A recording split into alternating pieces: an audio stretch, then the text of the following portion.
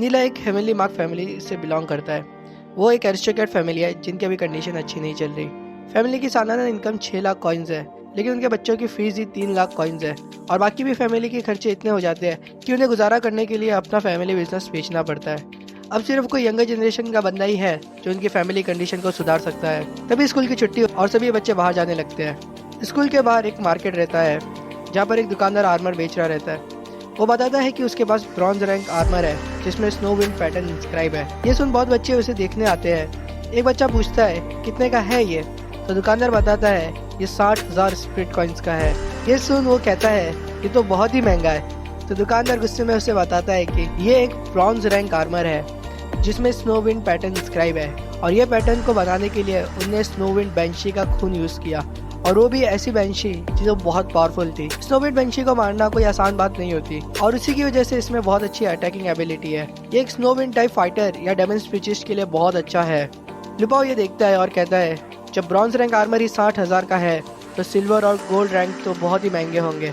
मेरे महीने की पॉकेट मनी ही 500 कॉइन्स है, तो छोड़ो। नीला दुकानों में कुछ ढूंढा रहता है। तभी लुपाओ कहता है नीला क्या ढूंढ रहे हो तुम। लुपाओ को वो दुकानदार की भीड़ में शेन्यू दिखाई देता है और वो कहता है वहाँ देखो येजुन भी आ रही है। नीला येजुन की तरफ देखता है। येजुन अपने दोस्तों के साथ कुछ बातें कर रही रहती है। ये देख शेन्यू येजुन को इम्प्रेस करने के लिए दुकानदार को कहता है क्या बात है, मुझे एक ब्रॉन्ज रैंक आर्मर ही चाहिए था, ये पैक कर लो मेरे लिए। ये सुन दुकानदार फटाफट आर्मर पैक करता है और येजुन को दे देता है। येजुन अपनी उंगली में रखी हुई इंटरस्पाशियल रिंग से 60,000 स्प्रिट कॉइन निकाल कर दे देता है। ये देख वहाँ खड़ी लड़कियाँ बहुत इम्प्रेस हो जाती है शेन्यू से। वो मुस्कुराता है और नीलाई की तरफ देखता है। ये देख लुपा और ड्यूजी बहुत गुस्सा हो जाते हैं। ड्यूजी बताता है उसके पास इंटरस्पाशियल रिंग है। हालांकि ये छोटी दिखती है लेकिन इसमें बहुत बड़ी स्पेस होती है। जब उसने ब्रॉन्ज आर्मर खरीदा तो उसने देखा भी नहीं कि वो कैसा है और सीधा रिंग में डाल दिया। बस इतना ही पैसा होना चाहिए लाइफ में। लुपा बड़ी गुस्से में कहता है इतने आसानी से 60,000 कॉइन्स उड़ा दिए और इंटरस्पाशियल रिंग लेके घूम रहा है, ये तो पक्का येजुन को फंसाने के लिए ऐसा कर रहा है। ड्यूजी उदास होकर नीलाई को कहता है वो तो हैंडसम है और बहुत पैसा भी है उसके पास, तुम उसकी बराबरी कैसे करोगे। मैं तो कहता हूँ येजुन के सपने देखना छोड़ दो। नीलाई हंसता है और कहता है येजुन ऐसी छोटी चीज़ों से नहीं फंसेगी। नीलाई को पता है येजुन को जो सबसे ज़्यादा ज़रूरी है अभी वो है दोस्ती। नीलाई की पिछली लाइफ में येजुन हमेशा ही जाओ निंजर से दोस्ती करना चाहती थी, लेकिन उनकी फैमिलीज की वजह से वो बहुत दूर हो गई। लुपा कहता है ठीक है, शायद येजुन को सही में ऐसी चीज़ों से फ़र्क नहीं पड़ता। वो सोचता है आखिर क्या बैकग्राउंड है येजुन का। वो हंसता है और कहता है नीलाई को येजुन को कहीं लड़कियां तो नहीं पसंद, अगर ऐसा है तो तुम्हारा तो गेम ओवर हो जाएगा। ये सुन ड्यूजी हंसने लगता है। तभी नीलाई कहता है चलो हम अपना प्लान शुरू करते हैं। नीलाई लुपाओ को कहता है जाओ जाके 2 क्रॉसबो और 500 एरोज लेकर आना।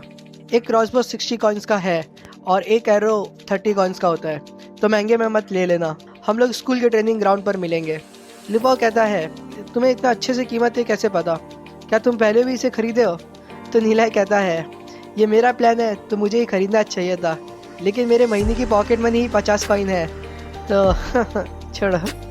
फिर नीलाई ड्यूजी को कहता है हम लोग ब्लैकपुल ग्रास खरीदने चलते हैं। एक दुकान में जाके नीलाई ब्लैकपुल ग्रास और उसके साथ कुछ लोअर फ्यूजिंग एजेंट भी खरीद लेता है। फिर वो दोनों छोटी पहाड़ियों की तरफ जाते हैं। वहाँ पर नीलाई को जोजिया ग्रास मिलती है। ड्यूजी थोड़ा कंफ्यूज हो जाता है और पूछता है ब्लैकपुल ग्रास, जोजिया ग्रास और लोअर फ्यूजिंग एजेंट, तुम करना क्या चाहते हो। तो नीलाई हंसने लगता है और उसे बताता है कि ब्लैकपुल ग्रास के पास पैरालिसिस इफेक्ट है, लेकिन यह बहुत कम होता है, इसलिए हम इसे सिर्फ घाव में मलहम की तरह यूज़ करते हैं। अगर हम जोजिया ग्रास की बात करें तो ये एक कॉमन वीड है, किसी को भी नहीं पता इसका क्या यूसेज है, लेकिन अगर हम इसे फ्यूजिंग एजेंट और ब्लैकपुल ग्रास से मिला दे तो वो ब्लैकपुल ग्रास का पैरालिसिस इफेक्ट बहुत बढ़ जाता है। ये सुन ड्यूजी पूछता है कितना पावरफुल हो जाता है ये। नीलाई बताता है आम डेमन बिस्ट पे तो इसका खास असर नहीं होता, लेकिन क्या तुम्हें पता है हॉर्न शिप कभी भी जोजिया ग्रास नहीं खाती। फिर वो कहता है चलो अब हम चलते हैं। ड्यूजी नीलाई की इतनी नॉलेज देखकर खुश हो जाता है और कहता है तुम एक एल्केमिस्ट तो नहीं हो ना। नीलाई की पिछली लाइफ में उसके पास ज़्यादा नॉलेज नहीं थी, लेकिन ग्लोरी सिटी के एल्केमिस्ट के पास तो उतनी भी नॉलेज नहीं है। ये सो कॉल्ड एल्केमिस्ट से नीलाई की नॉलेज तो बहुत सुपीरियर है। जब नीलाई पूरा कॉन्टिनेंट घूम रहा था तब वो टॉक्सिक फॉरेस्ट में पहुंचा। वहाँ के लोग बहुत सारे जहरीले डेमन बीस्ट से लड़ते थे, सिर्फ उन्हें ही हम असली एल्केमिस्ट बोल सकते हैं।